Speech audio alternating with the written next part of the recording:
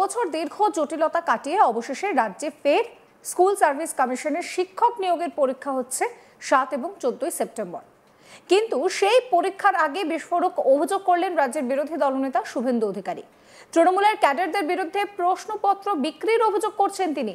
শুভেন্দু অধিকারীর দাবি, অন্য রাজ্যে প্রতি বছর নিয়মিতভাবে এসএসসি পরীক্ষা হলেও বাংলার পরিস্থিতি একেবারেই আলাদা।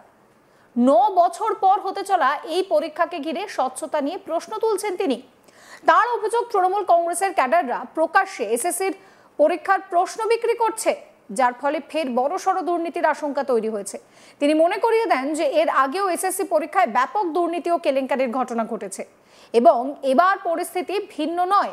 শুভেন্দু অধিকারী বলেন যে এসএসসি পরীক্ষায় স্বচ্ছতা নিশ্চিত করতে যদি হয় তাহলে বাংলায় বিজেপির সরকারকেই আনতে হবে, না হলে রাজ্যে আগের মতো শাসক দলের মদতে দুর্নীতি চলতেই থাকবে। কি বলছেন রাজ্যের বিরোধী দলনেতা শুভেন্দু অধিকারী, শুনুন। ত্রুটিযুক্ত পরীক্ষা 152 জন টেন্টেডকে অ্যাডমিট কার্ড দেওয়া হয়েছে। এর মধ্যে মুখ্যমন্ত্রীর আত্মীয় আছে। 1958 জন শিক্ষক শিক্ষিকা টেন্টেড, সবাই জানে, আমরাও জানি, তালিকাও জানে। 1806 নাম ঘোষণা করেছে আর 152 জন টেন্টেডকে পরীক্ষায় বসাচ্ছে। ত্রুটিযুক্ত পরীক্ষা, প্রশ্ন বিক্রি হয়েছে, প্রশ্ন বিক্রি হচ্ছে এবং কালকেও সেন্টার প্রতি অর্থের বিনিময়ে তৃণমূলের লোকেরা সাথে পুলিশকে নিয়ে একটি প্রহসনের পরীক্ষা 9 বছরের পরে করতে চলেছেন। এর ফল অশ্বডিম্ব হবে। দাঁড়ান মমতাকে, একটাই স্লোগান, প্রতি বছর এসএসসি হবে, প্রতি বছর প্রাইমারি হবে, ওএমআর সিটে পরীক্ষা হবে, ওএমআর পদ্ধতি চালু হবে, কার্বন কপি বাড়ি নিয়ে আসবেন, আনুন বিজেপিকে।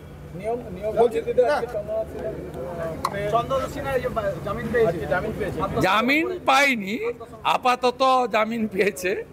ইডি হেফাজতে নিতে চেয়েছে, কোর্ট বিচার করবে, ইডি আইনি লড়াই করবে। এদেরকে ভিতরে রাখতে হবে এবং এই মামলাগুলো পশ্চিমবঙ্গের বাইরে ট্রান্সফার করতে হবে। পশ্চিমবঙ্গে থাকলে এই কোনো মামলায় জেলে রাখলেও কিছু হবে না।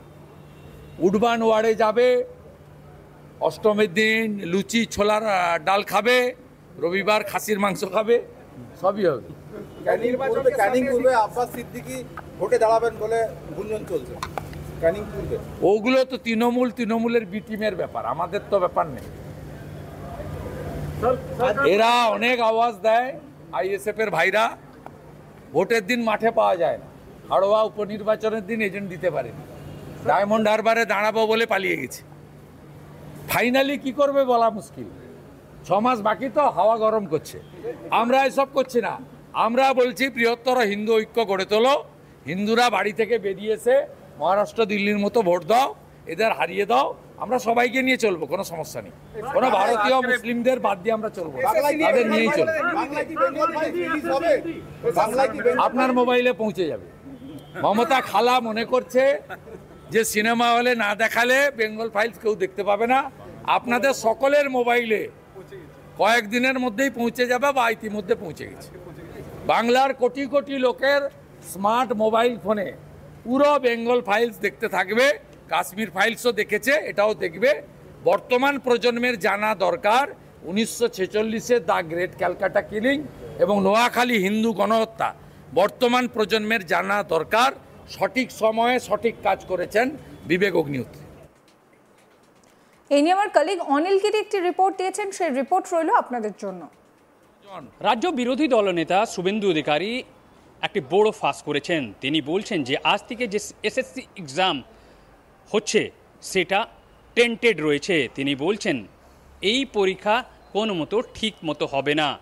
তিনি বলছেন যে 9 বছর পর স্টাফ সিলেকশন কমিশন, যাকে এসএসসি এক্সাম হিসাবে জানা যায়, সেই এক্সামে এখনও বলছেন যে 156 জন এরকম রয়েছে যারা টেন্টেড রয়েছে, তাদেরকে অ্যাডমিট কার্ড দেওয়া হয়েছে। তিনি আরও দাবি করছেন যে তৃণমূল কংগ্রেস এর যে সমর্থক আর নেতারা 50,000 টাকা করে প্রশ্নপত্র যে এসএসসির এক্সামে রয়েছে সেটা বিক্রি করছেন। এরকমই চাঞ্চল্যকর অভিযোগ তুলেছেন শুভেন্দু অধিকারী। আমরা জানি যে শুভেন্দু অধিকারী আসানসোলের একটি হোটেলে যে রাঢ় বাংলার যে জেলাগুলা রয়েছে তার সাংগঠনিক মিটিংয়ে যোগ দিতে এসেছিলেন। তারপর সাংবাদিকদের প্রশ্ন উত্তরে তিনি বলেন যে আজ থেকে যে এসএসসি এক্সাম হতে চলেছে সেটা কোনো রকম ঠিক মতো হবে না। তিনি বলছেন এটা যদি আপনারা ঠিকঠাক চান তো বিজেপিকে নিয়ে আসতে হবে, আর বিজেপি এলেই প্রত্যেক বছর এসএসসি এক্সাম হবে। তিনি আরও বলছেন যে বেঙ্গল ফাইলস নিয়ে আমরা দেখেছি যে বিভিন্ন রকম বিতর্ক দেখা যাচ্ছে রাজ্যে। তিনি বলছেন রাজ্যের মুখ্যমন্ত্রী মমতা বন্দ্যোপাধ্যায় যতই চান না কেন কি বেঙ্গল ফাইলসকে দেখানো না হোক, কিন্তু তিনি বলছেন যে কিছুদিন মধ্যে বা এখনই বেঙ্গল ফাইলস প্রত্যেক মোবাইলে পৌঁছে যাবে। তিনি বলছেন যেরকম কাশ্মীর ফাইলসকে দেখানো হয়েছে সেরকম বেঙ্গল ফাইলসে যেরকম পশ্চিমবঙ্গ কী পরিস্থিতি রয়েছে সেটাও আপনারা দেখতে পারবেন। সব মিলিয়ে তিনি বলেছেন যে এসএসসি এক্সাম যে হচ্ছে সেটা কোনো মতো ঠিকঠাক হচ্ছে না। তিনি বলছেন যে এখনও সেটার মধ্যে বিভিন্ন রকম গোলমাল রয়েছে। তিনি অভিযোগ তুলছেন যে প্রশ্নপত্র ইতিমধ্যেই বিক্রি হচ্ছে, তৃণমূল কংগ্রেস নেতা সমর্থকরা এটা বিলি করছেন। আর সাথে সাথে তিনি বলছেন যে 50,000 টাকা থেকে 2 লাখ টাকাও নেওয়া হচ্ছে। আর আজকে যখন এসএসসি এক্সাম হচ্ছে এই তৃণমূল সমর্থক পুলিশের সাহায্যতে এইরকম বহুত ক্যান্ডিডেট রয়েছে এসএসসি তাদেরকে সাহায্য করবে পরীক্ষাতে পাস করার জন্যে।